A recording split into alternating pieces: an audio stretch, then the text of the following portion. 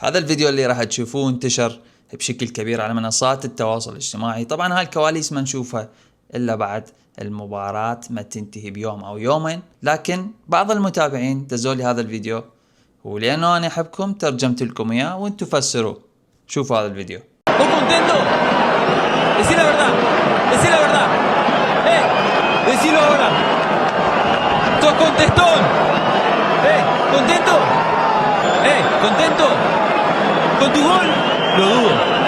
طبعا مثل ما تعرفون مرت أيام على نهائي كأس العالم المثير للجدل، وبعدين نشوف ليونيل ميسي يتكلم بهاي الطريقة. احنا ما معتادين انه نشوف ليونيل ميسي يتكلم مع اللاعبين بهاي الطريقة. الصراحة دائما ما نشوفه هادئ متواضع مركز بالملعب. بس السؤال هنا، هل تعتقدون انه اكو امور تستحق التساؤل؟ وصراحة بالنسبة لي اكيد اكو شغلات تستحق التساؤل. طبعا الله وحده يعلم بالحقيقة. وهسه اكتبوا لي بالتعليقات شنو رأيكم بهذا الكلام من لاعب اسطوري وهادئ بنفس الوقت.